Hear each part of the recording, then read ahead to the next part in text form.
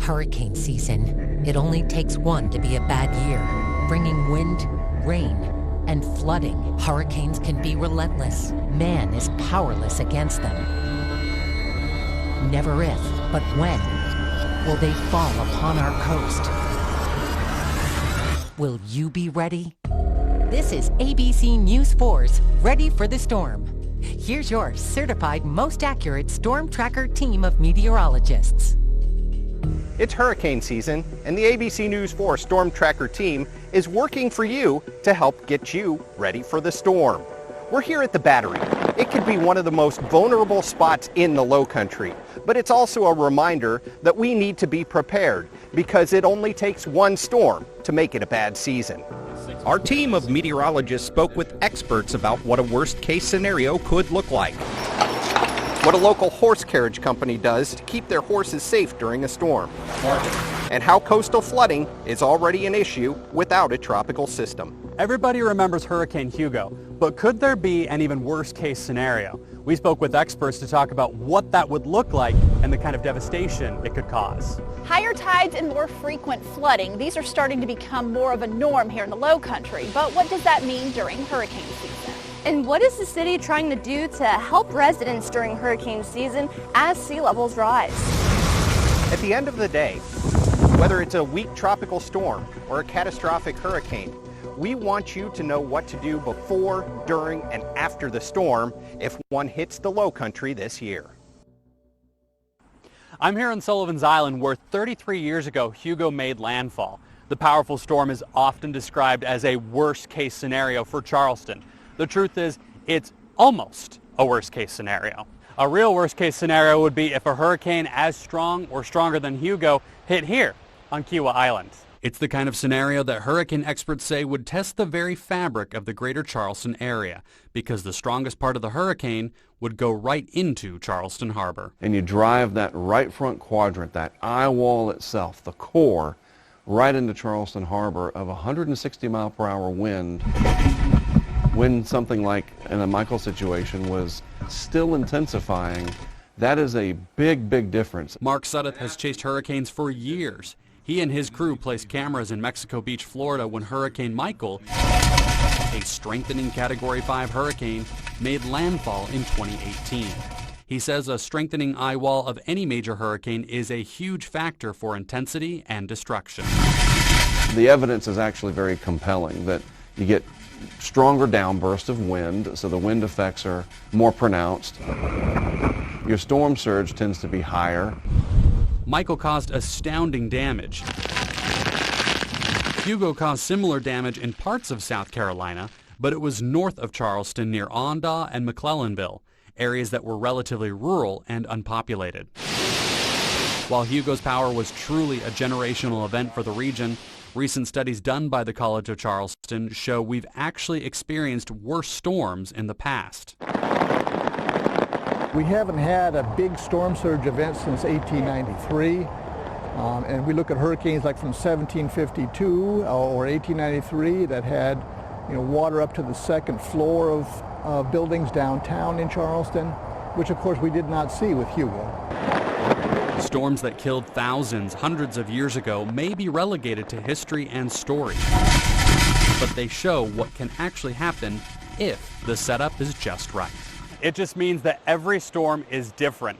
Likely, what you experience during one storm won't repeat during another one. You have to make the best decisions you can with the knowledge you have. As ABC News 4 meteorologists, our goal is to provide you with as accurate of information as possible.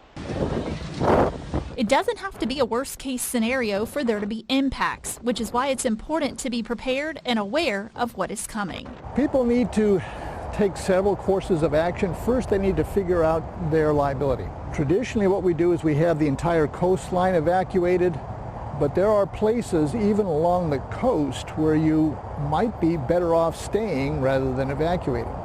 On the other hand, there's places inland where we traditionally don't evacuate everybody that may actually be at significant risk.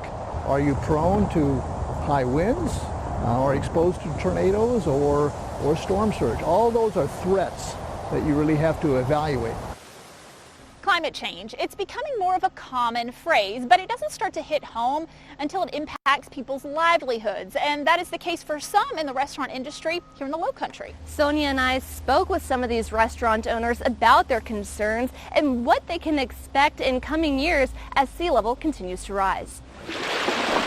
Higher tides and frequent flooding are becoming more of the norm. It's an inconvenience for some, an occupational hazard for others. Climate Central, a nonprofit organization that analyzes climate science, crunched numbers on how climate change is impacting some of our restaurants. This came shortly after the time, a study on how quickly sea level is rising. I mean, we're going to get about a foot of sea level rise in the next 30 years, according to projections, and that's not like the worst case scenario.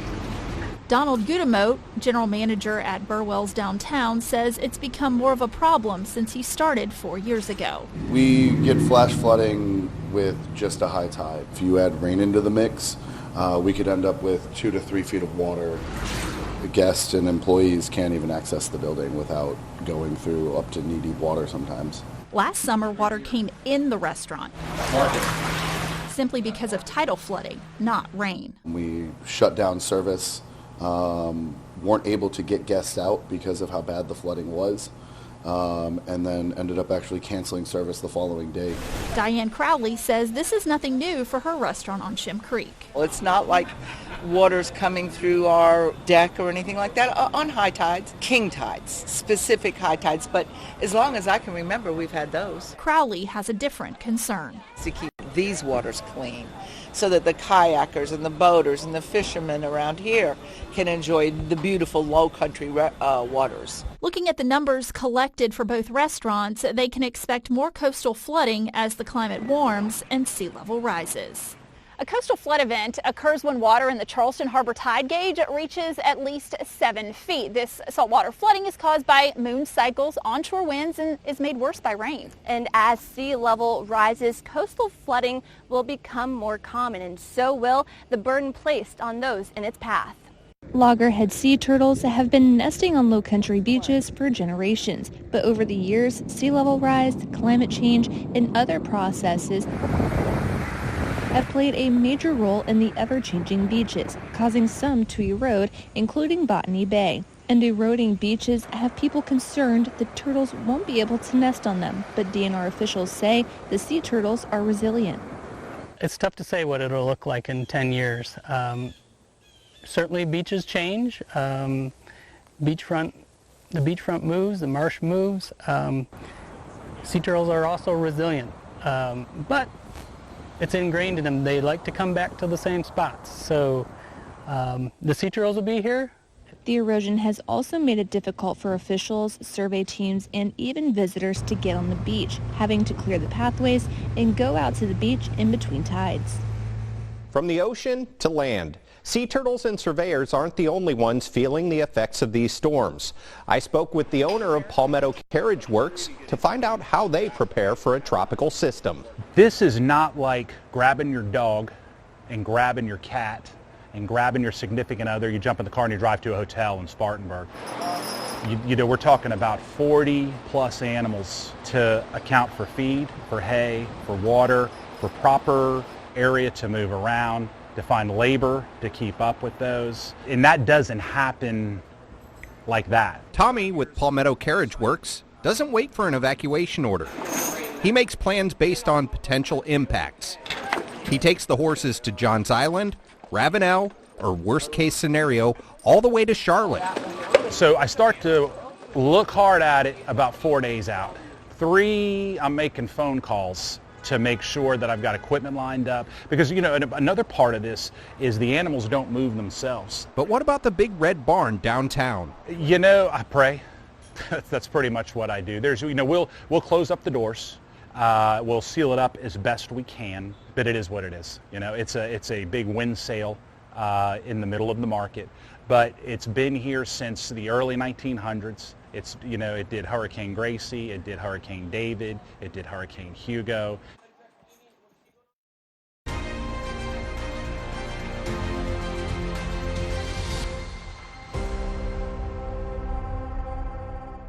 Welcome back to Ready for the Storm. Earlier, we talked with some in the restaurant industry about how coastal flooding is impacting business. But honestly, it's an issue already affecting lots of people in the Low Country, and the threat only intensifies during hurricane season. Anytime you have a hurricane or just any tropical system in general, it's going to help to push water levels higher. We are going to be watching for some flooding potential. Coastal flood events are already on a record-setting pace this year. But it's unclear if the trend will continue, although it's very common during hurricane season. Historically, about 70% of all coastal flood events happen just in that 6-month time period. We have it occurring more frequently anyway during that time, and then when you add on top the potential for the impact of a tropical system, really the vulnerability and the risk just increases. And that's why we need to be prepared and informed. If coastal flooding is expected, how high the water levels might be, what areas will tend to flood, and then to be able to prepare yourself to either avoid those areas during the times of high tide, or if you have property, to be able to secure things that might be at risk of flooding in and around the property that you own. Meanwhile, the city of Charleston has been working with the Army Corps of Engineers for the past 3 years on a feasibility study to help create a solution. Based on everything we know about storms, extreme weather, sea level rise, all taken together, we need protection long term for the city of Charleston. It confirms that. It's not only needed for public safety, human life, and property, it's a good business deal to protect our city long term. But not everyone is on board with just the Army Corps seawall project. There's no single approach. We need some perimeter protection on the peninsula. And then the Calhoun West Deep Tunneling Drainage Project, which is a water management project, we've got to do it. So I think that an integrated approach, multi-project, multi-tiered, and putting all our eggs in one basket, which is the 3x3 perimeter study, to me is just, I think, it's not enough. So we need to work together to get solutions sooner than later to protect the Low Country, because the fact is that sea level is rising. Coastal flooding is occurring more frequently, and we are also going to continue to be at risk for tropical systems here on the coast. What happens during the storm for the carriage horses downtown? Let's take Hurricane Hugo, for example. My Hugo experience was as a high school kid, but still as a carriage guy. I had never seen anything like that in my lifetime, and nor had my dad, who was in charge at the time. So it was very much by the seat of her pants. But what he ended up doing is they just hauled all of the animals all out of our facility downtown to turn out in Ravenel. Once they get to pasture to ride out the storm, the horses' natural instincts kick in. When I do keep them at home, there'll be a blow and the wind will be blowing. And most all of them will put their rear end in the wind and put their head down to keep the rain from hitting them in the face. The man who kept the animals during Hugo said that most of them laid down on the ground and put their head down between their front legs. Muddy and disheveled. Just a few words to describe conditions at the barn during Category 4 Hugo. Yeah, so it was a mess. Our ticket office on Market Street was mud, full of mud. The pastures where the animals were, fencing was down, trees were down. The carriages were covered in insulation that had blown in off the roof of the barn. We'd lost most of the roof. But the Palmetto Carriage Company isn't the only one watching the storm. Companies like Butler Marine are also watching the storm every step of the way. Typically what ends up happening is customers start calling much earlier than needed, because we do have a lot of customers that maybe don't live here full time, so they may be up north or out west, and so they're calling us to find out, hey, do we need to pull it? And they're staying on top of that early. Usually we'll wait till about the last 2 days before and start the process then, because once we start that process, it's a big ordeal for us to switch from service to now picking up boats and bringing them in. And all the boats that customers want in are brought to this lot. This keeps them off the water during the storm. Butler does recommend calling your insurance company to see what is considered a, quote, safe location, because based on your policy, that could be on a lift or a dry stack. Sail drones are unmanned surface vehicles launched from the shore. They can be directed into the path of a storm to provide critical data in real time. Last year was the first time sail drones were deployed. 5 were launched during hurricane season from August through October. One of them was successfully sent in a Category 4 Hurricane Sam. NOAA and Saildrone got real-time data back. For the first time ever, they got direct high-frequency measurements of the three-dimensional wind near the surface of the ocean in hurricane-force conditions. With this data, they will be able to calculate the transfer of momentum of winds in the atmosphere between the ocean and hurricane. And so next it's analyzing the data, doing the fun part, the research, trying to figure out new things about how hurricanes work. 7 more sail drones have been deployed since the beginning of August to collect data. We're collecting all this data anyway from the ocean and the atmosphere, and it can help us assess forecast models, the ocean and atmospheric conditions that they have in the models, and help correct any biases, even without hurricanes being present. 4 of those sail drones launched are in the Atlantic, 1 in the western Gulf of Mexico, 1 in the eastern Gulf, and 1 more in the Caribbean Sea. Foltz tells me they have the same goals as last year to get this valuable data to help improve the scientific understanding of hurricanes as well as forecasting.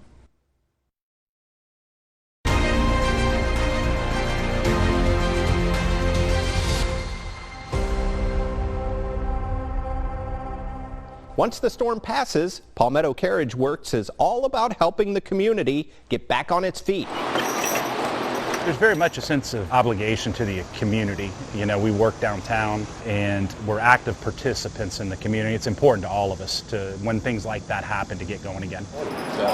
We'd have my staff down here cleaning up my place and then participating in cleaning up whatever we possibly could. Like a good Charlestonian, you know, that's what we would do to help. Live down here in the city of Charleston. Doyle has nearly 100 employees that he wants to get back to work quickly. As for the safety of the horses, most of the injuries that we have do occur in the pasture because the animals fighting each other. As far as from storms, trees, anything like that, no.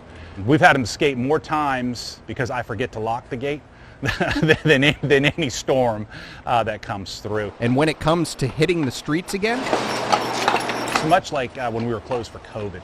You know, we were gone for 3 months, and I took the first carriage out the first day, and the waves and the thumbs up were really, really good to see. In some cases, you may need to evacuate in the event of a hurricane, which is why it's important to know your zone. State and local officials will announce evacuations by each zone. If you're unsure of your zone, you can head to abcnews4.com to learn more. But in short, portions of Charleston and Georgetown counties are in zones A and C. Parts of Charleston, Colleton, and Berkeley counties are in Zone B. Dorchester is split into 3 zones, D, E, and F, and another portion of Berkeley County is in Zone G. Not everybody enjoys flipping through the hurricane guide. It's been a long time that the hurricane guide has been put out, and so we were looking at unusual new ways that people can scan codes and still get education. Tradesman Brewing Company teamed up with Dorchester County Emergency Management to make sure everyone is ready for a storm when it comes. So if you want to learn your zone in a more non-traditional way while drinking a cold one, head over to the Brewing Company on King Street. The beer's label has a QR code with valuable information about hurricane season prep. Whether you have to evacuate or not after the storm is usually the most taxing part. From the 25 years that I have studied them in person, it is that aftermath. Days turn into weeks, turn into months. Insurance issues, trying to get your house back in order, the damage that you see, days, potentially weeks without power, that takes a big toll on the individual and the community. So the biggest thing is patience, and try to, you don't want to, but you have to mentally prepare for, it's not just going to be tomorrow that this hurricane is going to hit. The effects are going to last potentially for a generation. The Storm Tracker weather team will keep you safe this hurricane season. We hope that now you are more informed and prepared. The time is now to get ready for a storm. For myself and the rest of the Storm Tracker team, we're always working for you to help get you through this hurricane season together safely.